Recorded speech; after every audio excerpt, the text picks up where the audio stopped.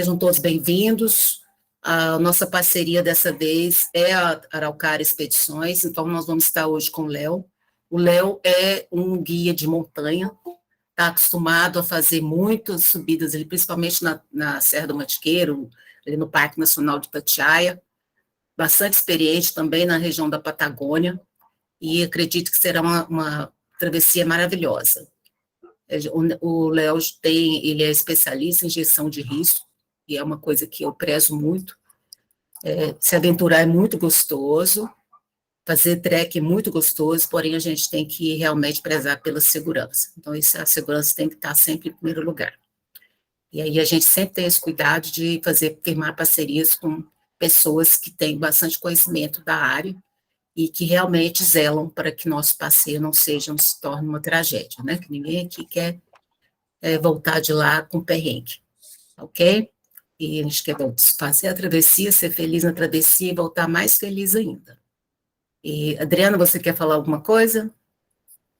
Não, pode conduzir aí. Então, eu vou passar a palavra aqui para o Léo, e depois que ele fizer a explanação, nós vamos responder as perguntas do chat, primeiro de vocês que estão aí participando, depois as perguntas que foram sendo registradas no chat, e por fim, nós faremos aqui depois um confere com as perguntas que foram enviadas pelo WhatsApp.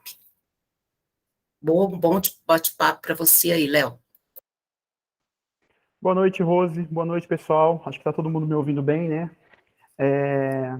Bom, é um prazer estar aqui mais uma vez. Acho que essa já é a terceira ou quarta live que a gente faz junto, né, com os caminhantes. Já temos algumas expedições aí que a gente já fez aí Brasil afora. E essa vai ser a nossa primeira expedição juntos na Patagônia. Patagônia que é uma região incrível, uma região que é sempre bom estar lá, é uma região que é uma das últimas regiões isoladas do planeta, assim, não está muito distante da gente, mas é uma região que mesmo para o pessoal que mora no Chile, o pessoal que mora na Argentina, ainda é uma região isolada, é uma região, um dos últimos pontos isolados do planeta, assim, a gente tem aí alguns pontos, Antártida, os polos, né, Groenlândia, essa parte gelada, e a região da Patagônia, tudo muito distante, tudo muito longe, tudo muito isolado, tudo muito inóspito. Então, assim, as expedições para lá, sempre elas geram toda uma coisa toda muito diferente, assim, não é uma expedição normal. A gente faz muitas expedições aqui no Brasil, e quando vai para lá, fica aquela ansiedade, a gente está sempre ansioso, querendo que dê tudo certo, querendo que seja tudo, que o clima colabore com a gente, que é outra coisa muito doida na Patagônia. Então é sempre bom estar lá, nenhuma expedição é igual, isso no geral, e as expedições na Patagônia, então, isso está cada vez mais presente, assim, é tudo muito, muito legal. Eu conheço a Patagônia já tem algum tempo que a gente faz expedições para lá. Eu trabalho, para quem não me conhece, tem muita gente, eu já vi as fotinhas aqui, muita gente que eu já conversei, muita gente que já andou conversando pelo Zap, pessoalmente, algumas pessoas que a gente já fez até expedição junto. Mas então, para quem não me conhece, é o que a Rose falou, eu trabalho muito forte na região da Serra da Mantiqueira, eu sou guia de montanha, e eu atuo 100% com isso, levando o pessoal para subir montanha. Montanha no Brasil, basicamente no Brasil todo, assim, a gente tem expedição em todas as regiões do Brasil. E na Patagônia, a gente está com um projeto de mais para frente, a gente começar a fazer algumas coisas na Bolívia e no Peru, mas hoje o nosso foco principal é Patagônia, tanto a Argentina quanto chilena. Quando a gente fala de Patagônia, a gente meio que tem que pensar nessas duas situações, a Patagônia argentina e a Patagônia chilena. Elas acompanham ali desde de Santiago, se você imaginar um mapinha, de Santiago para baixo ali, você vai até Pucón, tá mais ou menos uns 1.000 quilômetros abaixo ao sul de Santiago. A partir dali, começa a ser a Patagônia. Pucón é a cidade onde começa a Patagônia. Onde termina a Cordilheira dos Andes, ou onde começa, né, dependendo do lado que tu tá vindo, mas ela é o divisor de águas ali, de Pucón para cima, a Cordilheira dos Andes, de Pucón para baixo já começa a Patagônia. E aí ela vai até o Ushuaia, depois do Ushuaia ainda tem a regiãozinha lá de Magalhães. Então a Patagônia é uma região muito grande, é uma região que ela é maior do que a região sul e sudeste do Brasil juntos. Então é uma região, por isso que eu falo que é tudo bem isolado. E a quantidade de pessoas que mora, que vive na Patagônia, é muito baixa, é muito pequena. Então, as cidades são pequenas, a gente tem várias cidadezinhas pequenas, com grandes distâncias. Então, às vezes, 200, 300, 400 quilômetros de distância de uma cidade a outra.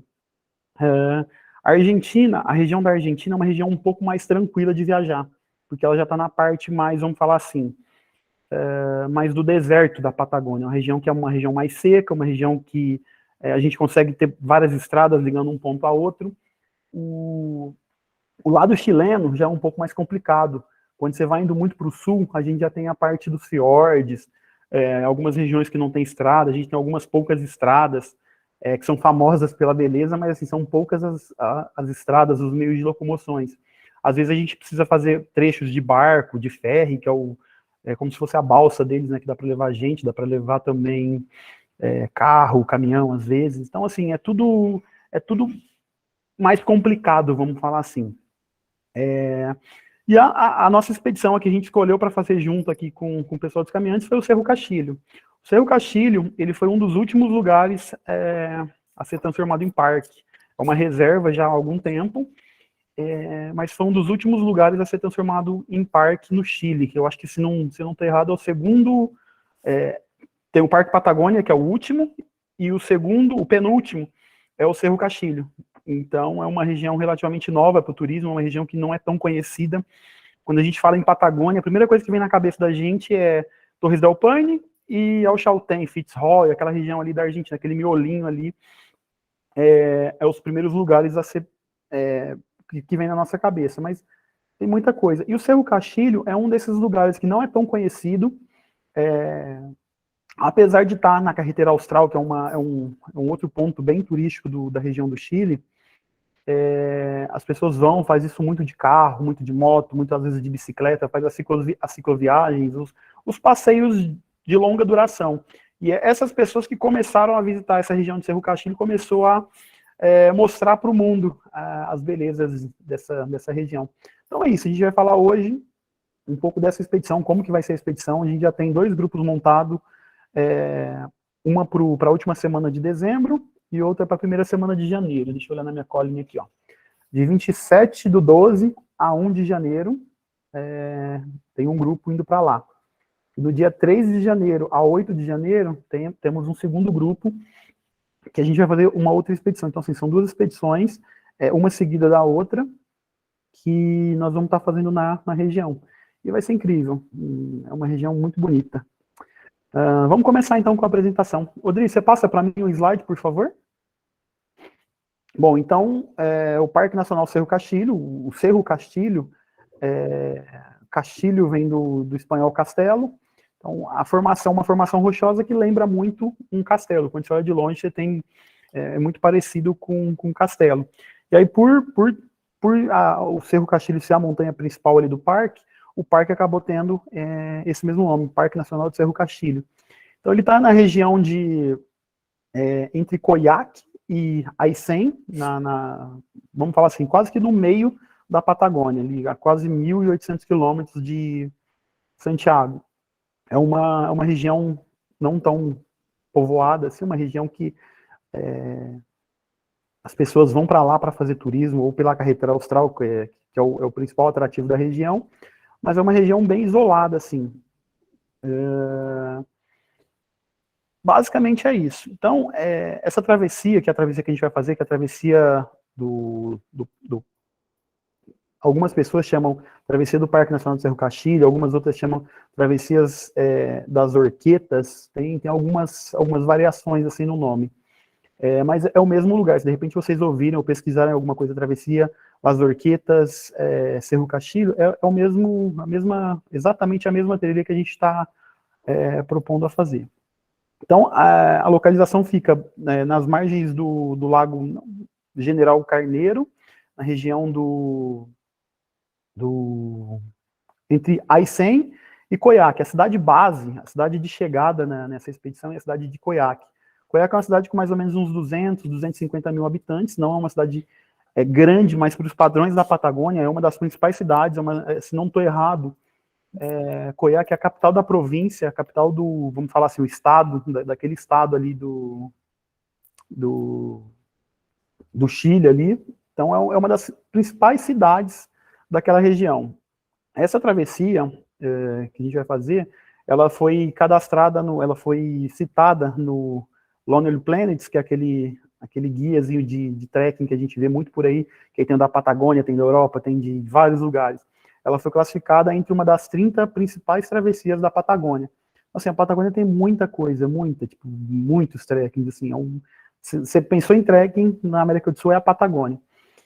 Essa é uma das travessias, das principais travessias. E quando você procura você entra no Google, você dá um Google aí, sei lá, 10 trekkings mais bonitos do Chile, os 50 melhores trekkings do mundo, sei lá, qualquer coisa nesse sentido, com certeza essa travessia vai estar nela, porque ela é uma das mais lindas, assim, o visual que a gente vai ter lá, a gente tem glaciar, a gente tem geleira, a gente tem montanha nevada, a gente tem rio, a gente tem florestas de lenga, que é o tipo de vegetação que tem lá, a gente tem algumas partes com menos vegetação, parte de pedra, a gente vai ver bastante foto durante a apresentação aqui, mas ela é uma travessia bem, como é que eu vou dizer, bem completa, a gente vê um pouco de tudo, e ainda, naquilo que eu falei, ainda mistura com aquela coisa selvagem, aquela coisa inóspita, aquela coisa toda da Patagônia, que é o que a gente já está habituado a ver por aí. Então, basicamente é isso. Dri, você passa mais um para mim, por favor? Bom, como chegar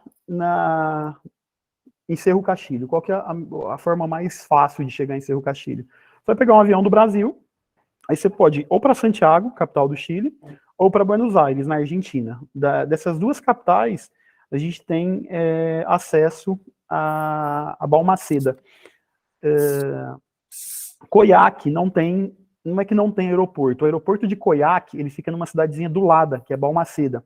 Balmaceda, ela só tem um aeroporto.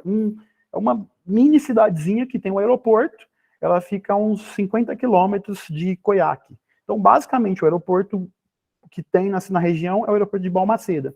Então, de Balmaceda, a gente chega sempre em Balmaceda. Aí, de Balmaceda tem ônibus, tem vans, tem táxi, tem locadoras de carro. Então, assim, tudo acontece em Balmaceda. E aí, de Balmaceda, o pessoal vai para Coyhaique, que é o jeito da gente chegar na região de Coyhaique. Coyhaique vai ser a nossa base, o nosso ponto de partida dessa expedição, que é a cidade maior, é a cidade onde a gente consegue organizar, onde a gente vai alugar equipamento, onde a gente vai encontrar com guia local.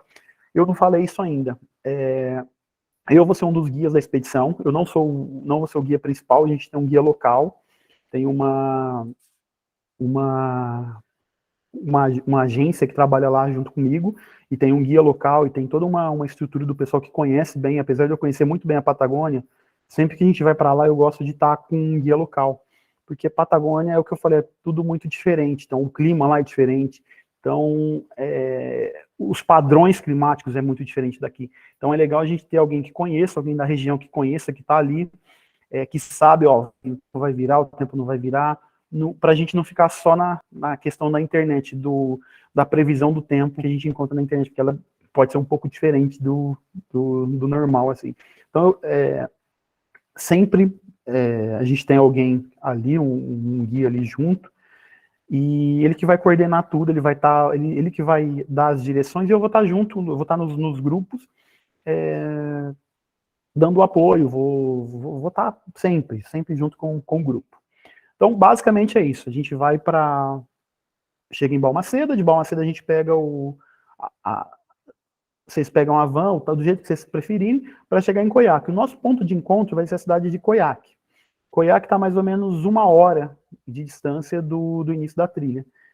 Então, a gente encontrou lá em Coyhaique, a partir dali, a gente vai passar uma noite em Coyhaique, na noite seguinte a gente vai preparar tudo. Então, assim, quem for precisar alugar equipamento, quem for precisar comprar lanche, alguma coisa para levar durante a trilha, para comer, precisar comprar, qualquer coisa que precisar, Coyhaique é o lugar onde a gente vai encontrar isso tudo. Então, já, por ser uma cidade um pouco maior, é melhor para a gente encontrar lá, porque tem aeroporto, tem supermercado maior, a gente tem opções de encontrar outras coisas. A Vila Cerro Castilho, que é a vilazinha onde começa de fato a trilha, é muito pequenininha. É uma cidadezinha, é uma vila, não é uma cidade, um povoado, que tem 3, 4 mil habitantes. Então, às vezes, a gente não consegue encontrar gás para cozinhar, às vezes a gente não consegue encontrar um uma castanha para levar durante a trilha. Então, por isso, a cidade de Balmaceda acaba sendo, de Coiaque, acaba sendo o nosso ponto de encontro. Você pode passar mais um, Dri, por favor? Bom, no próximo slide aí, a gente vai ver o tipo de equipamento que é legal a gente usar para fazer esse passeio eu costumo chamar de expedição, mas vamos chamar de expedição. Então, quais são os equipamentos que a gente precisa para estar fazendo essa trilha? A temperatura na Patagônia, a gente vai durante o verão. Dri, passa mais um slide, por favor, fazendo um favor, depois a gente volta nisso. Aí. Vocês veem a tabelinha de previsão aí, ó, o clima, mês a mês, a gente vai ver que janeiro e fevereiro são os meses que chovem bem pouco. Outubro chove um pouco menos, mas outubro ainda é uma época muito fria. Então, a chuva, apesar de chover menos, acaba tendo muito tempo, muito vento, muita nevasca, qualquer coisa do tipo assim. Então, geralmente as expedições para a Patagônia, eu costumo operar elas dezembro e janeiro, ou dezembro e janeiro. De dezembro a fevereiro é a época que eu julgo que é boa para a gente fazer as expedições lá. Por quê? Pouca chuva, praticamente não chove, muito seco, e as temperaturas elas estão um pouco mais amenas. Vamos falar assim, eu aqui na Mantiqueira, que é um lugar que eu conheço bem, não sei se vocês conhecem, aqui costuma fazer bastante frio. O inverno, que a nossa temporada de montanha aqui no Brasil é no inverno, que é quando não chove. O nosso maior problema aqui hoje são as tempestades. Então, no inverno não chove. Então, faz com que a nossa temporada de montanha seja nessa época, por conta desse risco de chuva. O inverno aqui na Mantiqueira, as temperaturas são bem próximas com o verão, eu costumo falar isso. O nosso inverno parece com o verão da Patagônia. Só que assim, quando eu falo inverno, é o inverno das montanhas aqui, não dá pra gente comparar o inverno, por exemplo, de Brasília com o inverno da Patagônia, que Brasília faz muito mais calor do que aqui. Então, mas aqui a ideia é que a gente vai ter temperaturas de 0 a 10 graus positivo. Então, é um clima mais ameno. Você pega na época do inverno na Patagônia, às vezes você pode pegar um dia de virada de tempo. Eu já peguei menos 20 de temperatura lá num dia normal, assim, tipo, a temperatura virou, o tempo virou, entrou uma corrente, uma frente fria que veio na Antártida, que é muito perto, e o tempo caiu, sei lá, 30 graus, assim, 30, 35 graus de queda de temperatura. Estava lá, sei lá, 15, 16 graus durante o dia, à noite foi caindo, chegou a menos 20. Então, assim, às vezes acontece. Então, é legal a gente estar preparado para qualquer coisa o tempo todo. Pensando na questão de segurança, eu não vou querer que ninguém passe frio lá, não durma à noite, porque passou frio a noite inteira ou tem algum problema pior.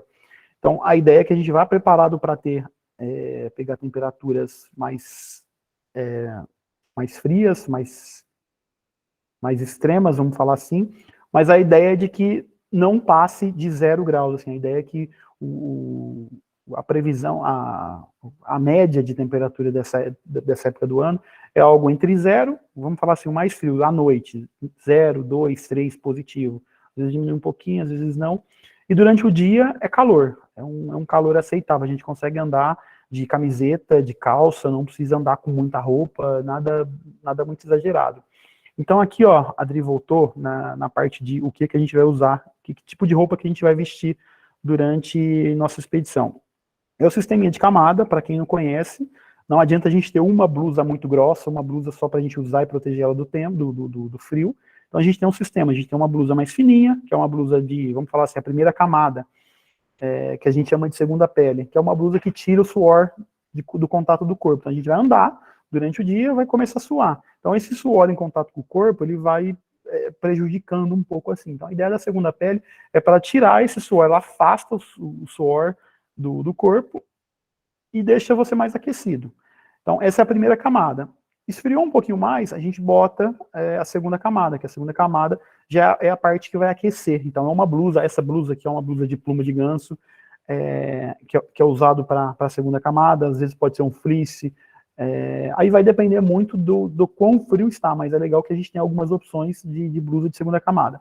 Eu não vou estender muito nisso, porque esse é um assunto longo, mas a ideia é que a gente tem esses sistemas de camada. Então a primeira camada que vai tirar o suor do contato com o corpo, a segunda camada é a que vai te manter quentinho, vai te aquecer, e a terceira camada é a que vai te proteger do vento. é o impermeável. Se de repente cai uma garoa, cai uma chuva, começa a ventar muito, é a terceira camada que vai te proteger disso daí.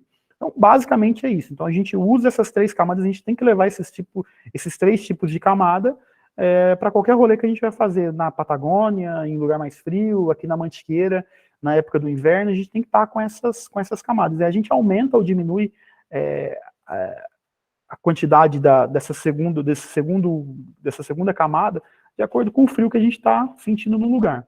Então, aqui eu coloquei a foto só meio para ilustrar mesmo, da parte de cima, das blusas, mas a calça é a mesma coisa. Então, a gente usa 2 camadas, 3 camadas de calça, exatamente a mesma coisa. Às vezes, luva, a gente usa a primeira e a segunda camada, mas é para ilustrar mesmo. As partes de extremidade, cabeça, gorro, mão, pés, são as partes que mais sofrem com frio. Então, é legal a gente estar sempre com gorro, com luva, com cachecol, com bastante meia, pelo menos umas 2, 3 meias reservas para colocar uma sobre a outra, uma meia mais fininha para colocar por baixo, uma meia para aquecer de lã para colocar por cima, às vezes depois no acampamento. A ideia é mais ou menos essa. O sapato, a gente não vai precisar, a gente não vai ter trechos de andar, não tem nenhum trecho técnico. Então, a gente não vai andar em glaciar, a gente não vai fazer escalada mais técnica, a gente não vai chegar em geleira, nada parecido. Às vezes a gente vai passar perto de algum, mas a gente não vai andar sobre isso. Então a gente não precisa de bota dupla, bota de neve, bota de grampon, a gente não vai precisar desse equipamento. O tênis que a gente precisa usar, a bota, eu recomendo mais a bota, apesar dela ser um pouco mais pesada, ela dá uma proteção melhor para os pés. Então, assim, eu acho que a ideia é que a gente tenha uma bota legal, uma bota amaciada, não quero que ninguém compre bota na semana antes da viagem, tem que estar com essa bota já amaciadas, tem que ter comprado ela pelo menos um mês antes, tá andando, anda dentro de casa, vai para o shopping, vai para qualquer lugar de bota, para ela estar confortável no dia da viagem, a gente não ter problema com isso. Impermeável, qualquer bota hoje em dia que você compra, que bota na Decathlon, eu costumo indicar muito a Decathlon como uma loja de equipamentos que ela consegue acessar muito bem, ela tem um custo-benefício bem legal, então eu estou sempre indicando, e aí ela tem os vendedores, o pessoal é capacitado, então eles ajudam bem nessa parte. Então, basicamente é isso, os equipamentos que a gente vai usar de vestimenta são esses que a gente meio que falou agora. A meia também é uma coisa importante, a gente usar essas meias mais respiráveis, não ter meia de algodão, que vocês já estão acostumados com isso também, todo mundo aqui já faz bastante caminhada, eu não vou ficar me alongando muito a isso. Além desses equipamentos de o que a gente vai vestir, como a gente já falou um pouco sobre temperatura, a gente vai precisar de saco de dormir, a gente vai acampar.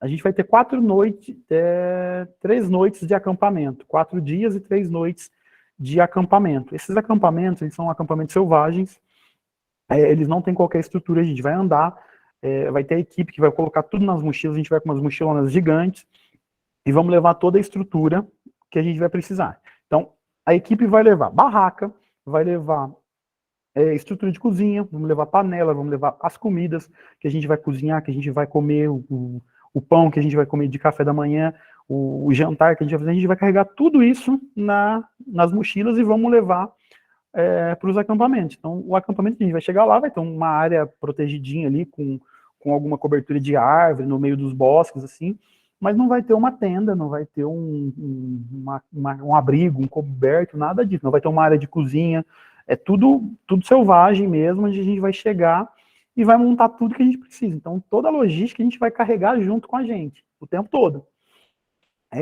Então, por ser acampamento, por ser esse clima que eu falei, todas essas coisas que eu acabei de falar, a gente vai ter que levar a gente vai precisar levar coisas para passar a noite, e a noite é quando faz mais frio. Então, vamos dormir em barraca. Essas barracas, a equipe de guias vai levar, a equipe da operação vai levar. Vocês não precisam se preocupar, eu vou ter que comprar barraca, eu vou ter que alugar barraca, eu não tenho barraca para isso, vocês não precisam se preocupar com isso. A barraca a gente leva, eu alugo essas barracas, eu não tenho barraca também para levar para esse tipo de montanha. Eu alugo barracas, 4 estações, que são barracas que a gente chama, que são barracas mais preparadas, barracas mais fortes, que são barracas diferentes das barracas que a gente usa aqui no Brasil. Que a gente pode, às vezes, até encontrar algumas barracas boas, mas de repente tiver uma nevasca, choveu, sei lá, o tempo virou, aconteceu qualquer coisa, e a gente teve uma nevasca inesperada lá durante a nossa estadia lá. As barracas daqui do Brasil, elas não são feitas para aguentar isso. As barracas que eu alugo lá no Chile são barracas 4 estações. São as mesmas, só para vocês terem uma ideia, são as mesmas barracas que são usadas em alta montanha, no Everest, por exemplo. Se você vai subir o Everest, chegando lá a barraca que a gente vai usar na nossa expedição é a mesma barraca que o pessoal usa no Everest, no Aconcagua e em várias outras montanhas. Então é uma barraca bem forte, bem resistente, que aguenta bem o vento, e ela ajuda a aquecer, a manter a gente um pouco mais aquecido do que as barracas que a gente usa aqui no Brasil.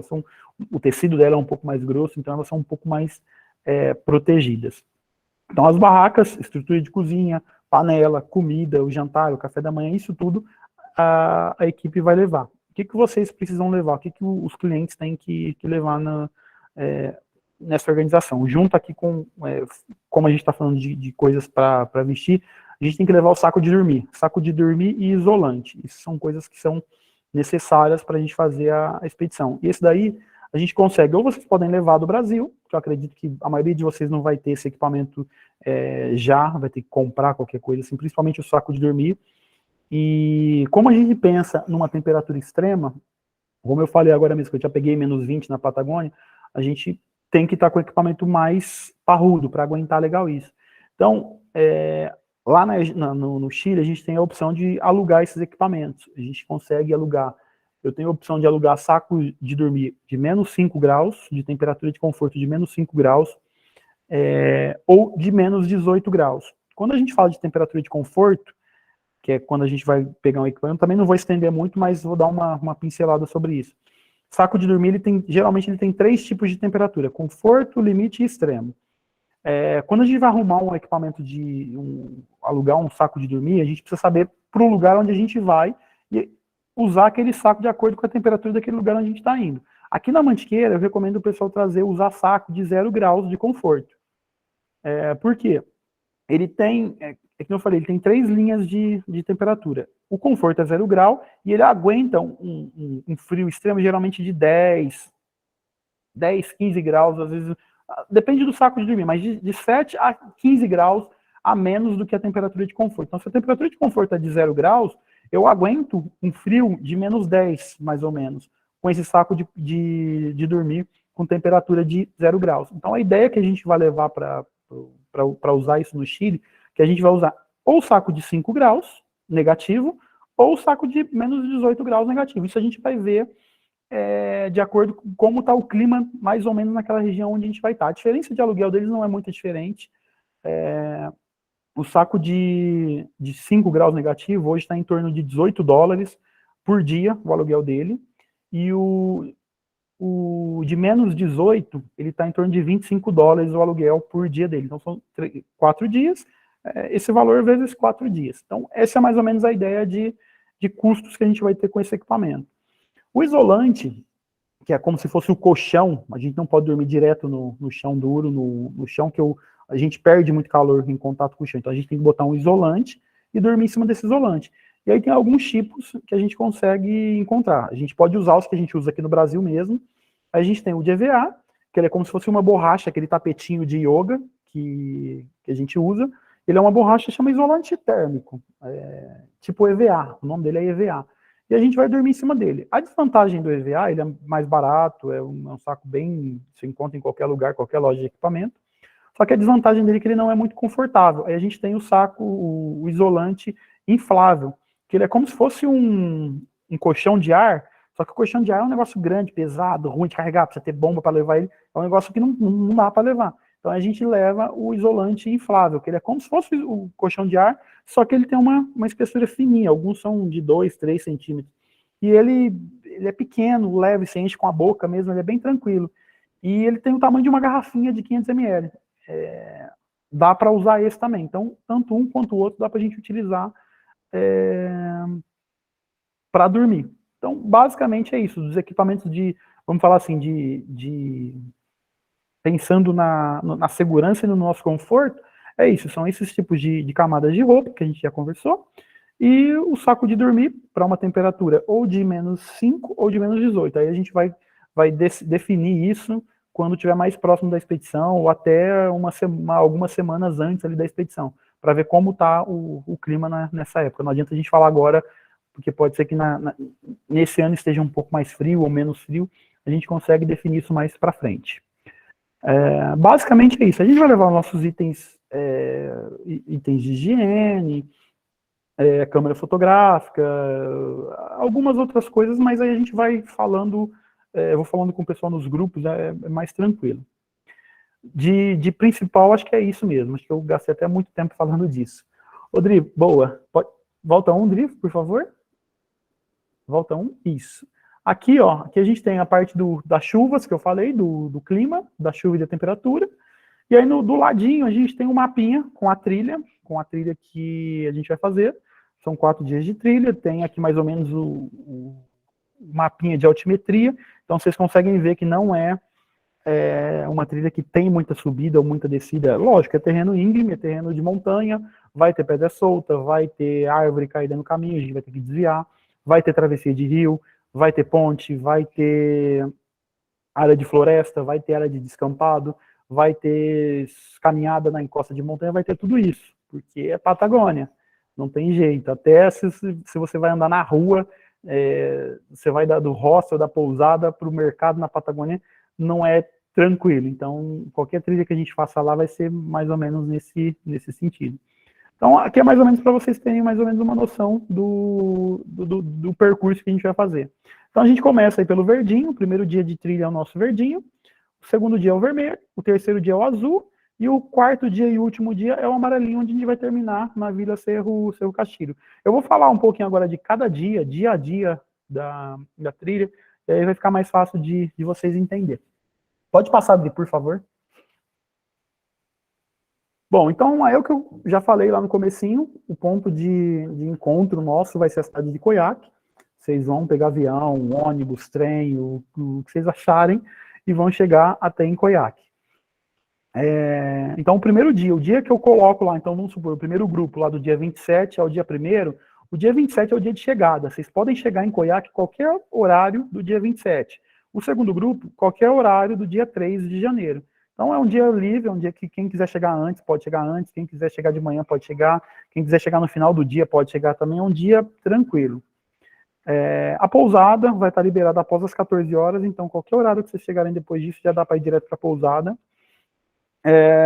E esse é um dia que vocês têm para relaxar, para descansar da viagem, para curtir um pouquinho a cidade, para conhecer um pouquinho o Coiaque, para ficar à vontade de fazer o que vocês quiserem. Pode passar, Adri, por favor. O primeiro dia, que é o que eu costumo chamar o primeiro dia de trekking, a gente já vai acordar cedo, a gente já vai tomar café em Coiaque, acordar cedo, e vamos fazer mais ou menos 1 hora de van. A van vai pegar a gente na pousada, e a gente vai fazer um trajeto de aproximadamente 1 hora, que dá mais ou menos uns, tem aqui, 66 quilômetros. Então vai uma van, e provavelmente vai um 4x4 dando apoio pra gente, porque é o que eu falei, a Patagônia. Então as estradas são um pouco mais complicadas. Essa semana, inclusive, ontem, eu vi uma notícia, um informativo, falando que essa estrada que liga Coiaque a Balmaceda ia ficar fechada durante a noite toda, porque ia ter uma nevasca. Então era para andar os carros que tivessem alguma urgência de deslocamento, que eles usassem correntes nos pneus, e que se não tivesse nenhuma urgência era para ficar em casa, não era para sair, porque a estrada estava perigosa por conta de nevasca. A gente está na temporada apesar de não ser exatamente inverno, a gente está na temporada de fria da Patagônia, então é natural que aconteça isso. Quando a gente estiver lá, vai ser verão, não vai ter esse tipo de situação. Então vai ser mais tranquilo, mas é bom sempre ter um carro a mais para não ficar todo mundo no mesmo carro. Então, se acontecer uma coisa com o carro, tem um carro de apoio. Então, a gente vai com a van e vai um 4x4 para fazer esse trajeto com a gente. E aí, eles vão deixar a gente no início da trilha, que é Las Orquetas. Las Orquetas é o nome do local onde a gente inicia a trilha. É um trecho na beira da estrada, tem algumas coisinhas ali, a gente vai parar ali, o carro vai parar ali e a gente vai começar a trilha. A gente vai na entrada do parque, esse é um parque, ele é regulamentado, a maior parte dos parques no Chile, eles têm muita estrutura, eles têm os guarda-parques,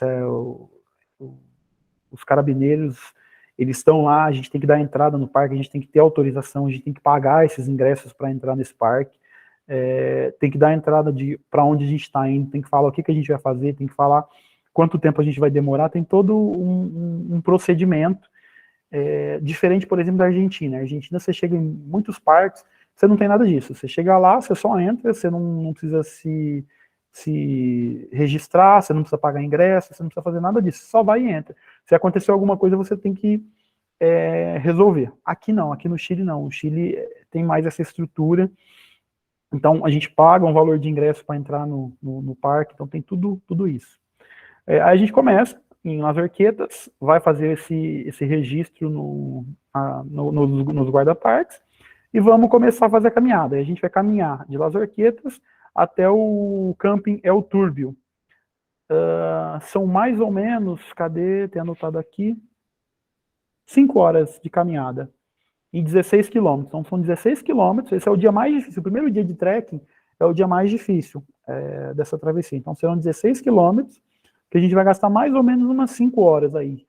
Eu coloquei todos os horários, eu coloquei com sobra, porque a gente vai parar para tirar foto, a gente vai parar, vai ter algumas travessias de rio, a fotinha que está aí até uma travessia de rio. A gente vai ter que tirar a bota, atravessar o rio com água na canela, no joelho, atravessar o rio, coloca a bota, seca o pé, para não ter problema com bolha, coloca a bota, vai, então isso acaba demorando um pouco mais de tempo, gastando mais tempo.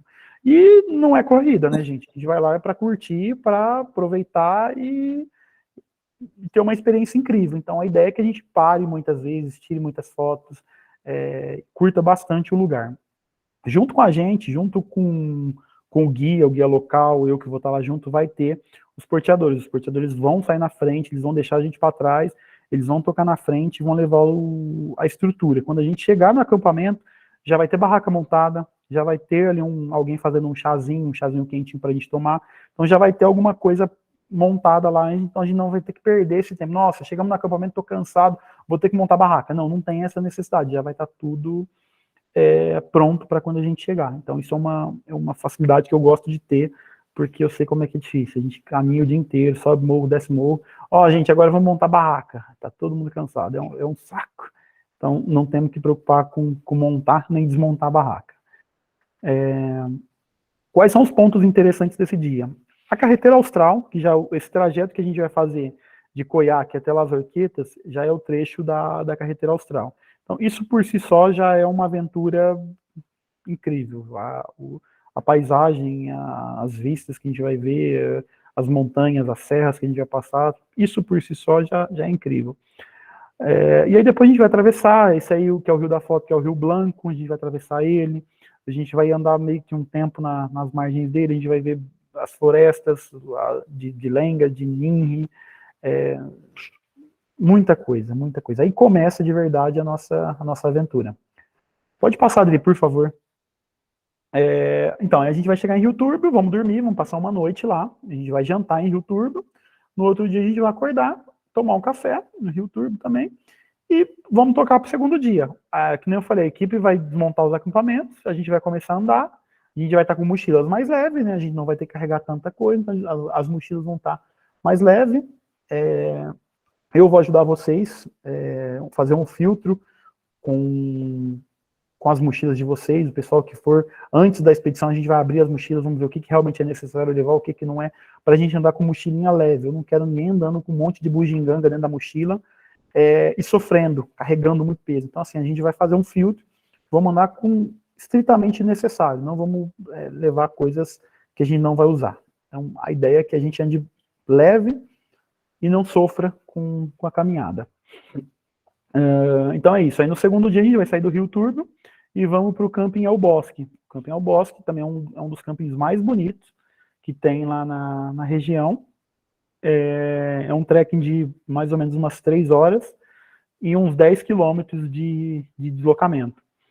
Aí, chegamos em El Bosque, como eu falei, vai estar a barraca montada, vai estar os porteadores já vão estar por ali, preparando alguma coisinha pra gente. Quem quiser, à direita do acampamento, a gente atravessa um riozinho, o rio que eu acabei de falar, o rio, um dos rios ali. E vai ter um trekking de mais 2 km, e de volta, 1,1 km para ir, 1,1 km para voltar. Para ir na Laguna tem Panos. É um trekking que não é obrigatório, mas quem tiver disposto, quem não tiver tão cansado, vale muito a pena. É um trekking bem bonito. E é curtinho, 1 km não é tão demorado assim. Acho que vale a pena fazer esse passeio. Esse dia é o dia que a gente vai mais subir. Apesar da distância ser menor que o primeiro dia a gente anda mais, anda 16, no segundo dia a gente anda 10 ou 12, para quem for na Laguna. Mas é um dia que a gente já vai passar pelo Passo Peñón, que é um passo um pouco mais alto, lá é o dia que a gente vai chegar na maior altitude durante a expedição. Então a gente vai atravessar o passo, essa foto aí já é quase no topo do passo, essa foto que vocês conseguem ver, o pessoal está vindo, quase no topo, aí já vai ter uns trechos nevados, geralmente tem, mas é o que eu falei, não vai precisar de bota dupla, é um trecho curto, é um trecho que não é demorado, então é um trecho que dá pra gente ir com bota de caminhada mesmo, não vai ter problema de congelar dedo, nada disso, é bem tranquilo. Subiu, lá em cima deve estar ventando um pouco mais, desceu e chegou no acampamento, basicamente é isso. Então aí os pontos interessantes desse dia, é o visual, que a gente vai subir pelo passo, a gente vai na Laguna Tem Panos e a gente vai andar um trecho bem longo nas margens do rio El Turbio, que também é bem bonito. É um rio que ele é bem largo, é um rio que... O rio é estreito, mas ele tem como se fosse uma margem bem alongada, assim. Então é um visual diferente do que a gente está acostumado. Essa travessia, é o que eu falei, ela é uma travessia um pouco mais isolada, é uma travessia que pouca gente conhece. Não é uma travessia que tem muitas pessoas fazendo essa travessia. Então, vai ter o nosso grupo, provavelmente vai ter alguns outros grupos menores, uns 2, 3 grupos, assim, mas não é aquela coisa que a gente está andando e está cruzando com gente, passando, e gente em todas as direções, igual a Torres del Paine, por exemplo. A gente se sente isolado. Eu gosto dessas travessias onde a gente não vê muitas pessoas, onde a gente chega lá, tá o nosso grupo, e às vezes aparece um ou outro. Eu acho que isso é bem legal, e eu acho que o espírito da montanha é isso, a gente tá lá num lugar legal, e às vezes vai ter um momento em que a gente vai andar, o grupo não vai andar uma filinha indiana um atrás do outro, uns vai andar um pouco mais para frente, outros vai andar um pouco mais atrás, então vai ter a gente vai deixar vocês um pouco mais à vontade, e aí vai ter momento que a gente vai subir, aí, eu quero ficar um pouco mais sozinho, dá para andar tranquilo, pensando, ouvindo o barulho do vento, então isso é muito legal nessa travessia, não é aquela coisa o tempo todo cheio de gente.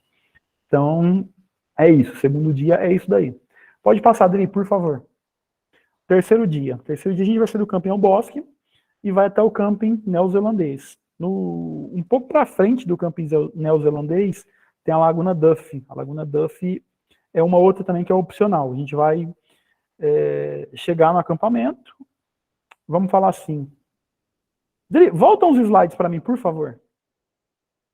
Mas pode ir. Esse aí. Obrigado.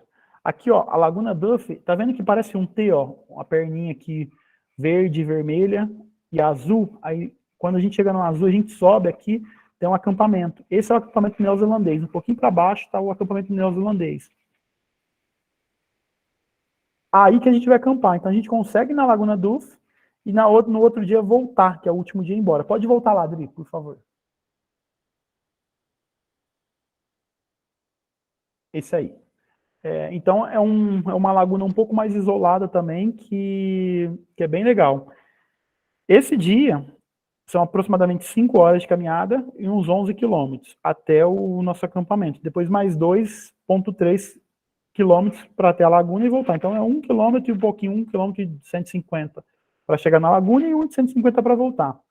Esse é o dia, vamos falar assim, é o dia mais interessante da expedição, que é o dia que a gente vai passar na Laguna Cerro Castilho, a gente vai passar exatamente no pé do Cerro Castilho. E quando você digita aí na internet Cerro Castilho, você vê uma imagem que é bem clássica, uma laguna toda azul, azul turquesa, assim, e o Cerro Castilho no fundo. Esse terceiro dia é o dia que a gente vai passar nesse cartão postal. Então, é um dos dias mais bonitos, é o dia mais legal da expedição, é o dia que a gente mais vai curtir, assim. A ideia é que a gente ande, pare, e tem um mirante que fica bem de frente, assim, para a laguna, pro Cerro Castilho. Então a gente vai gastar bastante tempo lá, tirando fotos, fazendo vídeo, curtindo, vamos ficar lá, vamos tomar um lanche lá, vamos deixar esse dia para fazer um café lá, e vai ser legal demais. É o ponto forte, assim, do nosso trekking. E aí nesse dia também. Então, como todos os dias é camping, basicamente é a mesma coisa, a gente acorda, toma café, vai para a trilha, chegou no final da trilha, vai estar o pessoal lá pronto, com as barracas prontas, a gente vai jantar no acampamento, e no dia seguinte, mesma coisa. Quarto dia, Adri, por favor, pode passar mais um. Quarto dia, a gente vai do acampamento neozelandês para o Esteiro Paradas. O Esteiro Parada é o final da trilha, vamos falar assim, é o trecho onde o carro chega, onde a gente termina. Lá embaixo, a gente subiu, depois a gente vai descer e vamos voltar de novo para a civilização. E aí esse esteiro parado é a nossa volta para a civilização. Então a gente vai chegar até lá. No final, lá vai ser um trecho de 12 quilômetros, praticamente todo de descida. Aí a van vai pegar a gente, que vai levar a gente para a cidade, que é bem pertinho.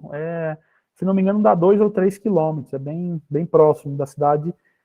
Então, aí já não é mais Coiaque, a gente vai passar uma noite em Cerro Castilho, na Vila Cerro Castilho. O pessoal do primeiro grupo, isso vai acontecer no dia 31 de dezembro. O pessoal do segundo grupo vai ser no dia 7 de janeiro.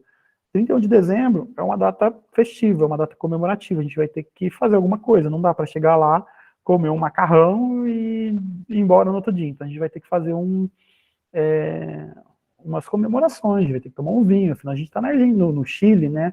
Então vamos ter que aproveitar as vantagens do vinho chileno no Chile, que é bem barato. Então a gente vai preparar alguma coisa bem legal, uma confraternização bem legal para o término da expedição.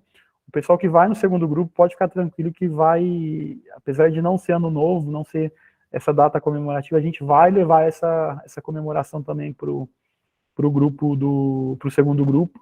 Então a gente vai ser surpresa, eu não vou contar aqui agora não, mas vai ter um negócio bem gostoso, vamos ter uma confraternização bem legal aí no final da expedição. Esse é um dia tranquilo, um dia que a gente vai chegar cedo, apesar de ser 12 quilômetros, são 12 quilômetros mais tranquilos, assim, a maior parte do trecho é de descida, então não temos muito que preocupar. Então provavelmente a gente vai chegar por volta de 2, 3 da tarde em Cerro Castilho. A gente vai ter essa confraternização, vamos dormir em Cerro Castilho, e no outro dia a van vai pegar a gente e vai levar de volta para... Aí quem quiser, que é o último dia da expedição, quem quiser ir direto para o aeroporto para pegar o avião direto de Balmaceda, a van vai passar em Balmaceda, vai deixar o pessoal no aeroporto, e quem quiser ir para Coiaque, eu vou ficar mais uns 2, 3 dias em Coiaque para conhecer as catedrais de mármore lá, ou qualquer outra coisa, vou continuar minha viagem, vou para outros lugares, a van ainda vai passar em Coiaque e deixar vocês em Coiaque. Aí terminou a expedição.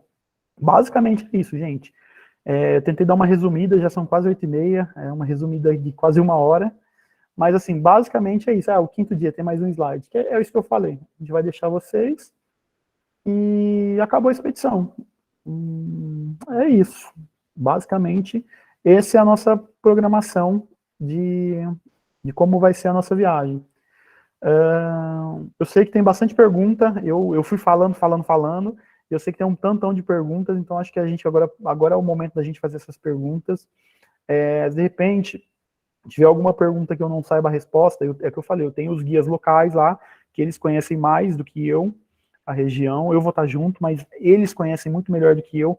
Inclusive, era para estar um dos guias aqui com a gente, uma das pessoas que eu contrato lá, era para estar aqui com a gente, só que eles estão numa loucura lá eles estão em temporada de Patagônia, de inverno, tá um caos. Eu não tô nem conseguindo falar direito com eles lá, por conta dessa loucura. Às vezes eu mando mensagem e me respondem uns 2 dias depois. Nossa, Léo, desculpa, tava sem sinal, tava na montanha, não sei o quê, não tô conseguindo, mas tá aqui o que você tá precisando, e daqui a pouco às vezes eu demoro para responder. Então tá uma loucura doida lá pro pessoal.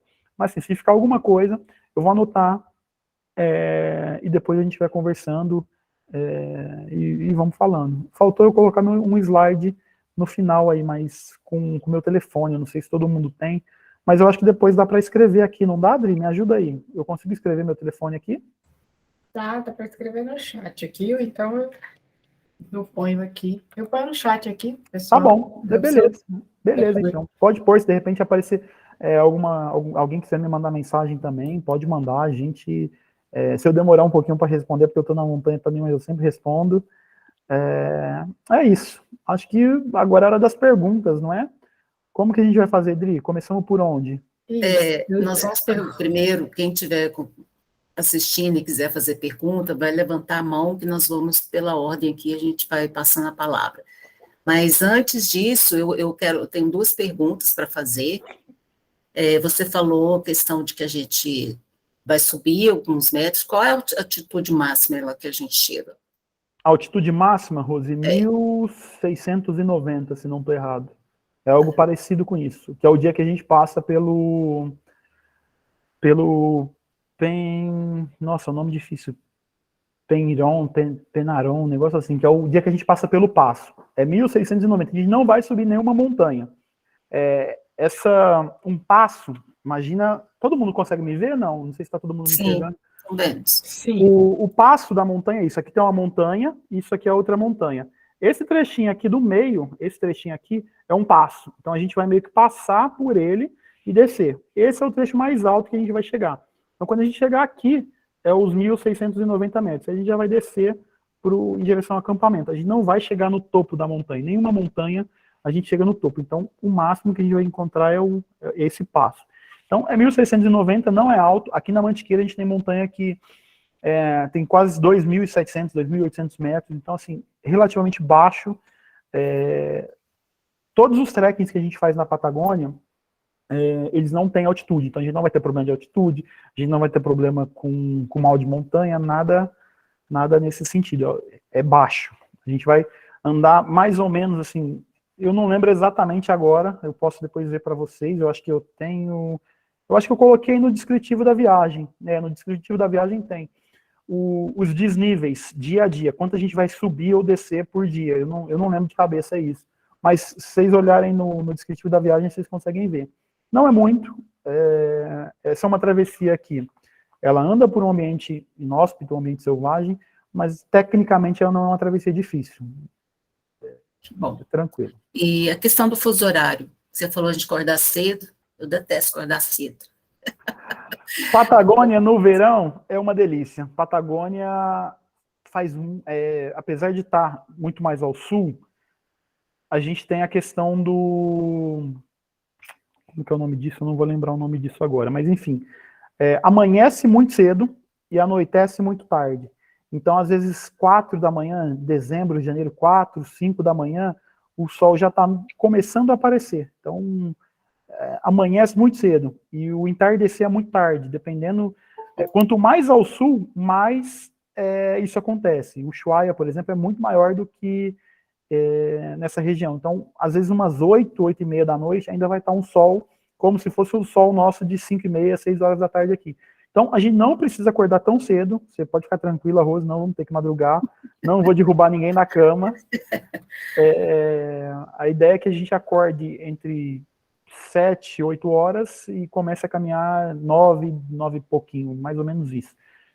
Como a gente não vai ter que desmontar acampamento, vai ter a equipe para desmontar, a gente não vai perder muito tempo. Então, acordou, tomou café, organizou as mochilas ali, que não são muitas coisas que a gente vai ter que carregar, são basicamente as roupas, e vai embora. Basicamente é isso. Então, não precisamos acordar muito cedo. E também não vamos chegar muito tarde no acampamento. Vamos ter bastante tempo aí para curtir. Isso é ótimo. Eu vou, então, agora passar a palavra aí para o Paulo, para fazer a pergunta. Opa. Boa noite, Leonardo. Boa noite. Eu estou chegando aqui hoje no grupo, a convite da Adriana Vaz, e você comentou que já tem 2 grupos, né? Os grupos estão fechados já ou ainda tem vaga para, se eu quisesse participar em algum dos grupos? O primeiro grupo já está esgotado, já tem algumas pessoas, já está o grupo total. Tem o segundo grupo, tem vaga ainda, não está fechado, que é o grupo de 13 de janeiro a 8 de janeiro. Esse grupo ainda está com vagas disponíveis. O primeiro grupo pode ser que haja alguma desistência, não foi todo mundo que já começou a fazer os pagamentos. Eu só considero como uma pessoa realmente vai quando ela começa a fazer os pagamentos. E no primeiro grupo ainda tem algumas pessoas que não fizeram o pagamento. Então, eu considero elas como que elas podem ainda fazer o cancelamento. Então, mais ou menos isso. Mas hoje, vaga disponível tem só no segundo grupo. Certo. Como é que eu faço para participar aí? Paulo, você já faz parte dos Caminhantes do Cerrado? Acho que não. Então, o primeiro passo é acessar o site, né, www.caminhantesdocerrado.com, e preencher o seu formulário. Feito isso, aí você vai ter acesso ao roteiro integral da travessia, e também já tem o link da inscrição, tá? Okay. Aí você, já optando por ir, aí você já acessa e nós já vamos te incluir no grupo de WhatsApp. A partir daí, o Léo vai fazer o contrato e te encaminhar. É assim que a gente funciona. O primeiro grupo, ele está fechado, ele é um grupo fechado, e mesmo que haja desistência, já tem uma fila de espera. Então, dificilmente você conseguiria ser encaixado lá. Já o segundo grupo tem algumas vagas, porém nós não vamos trabalhar com grupos muito grandes. A intenção é ter um grupo pequeno, porque é uma expedição em montanha, e aí, até para que seja uma coisa mais fácil para todos, e seja mais prazeroso, o grupo será pequeno, tá? Então, assim, não tem tantas vagas assim, não. Entendi. Mas ainda, viu? Maravilha, obrigado, gente. Vou dar uma olhada lá no site. Estou super animado aí para fazer parte disso.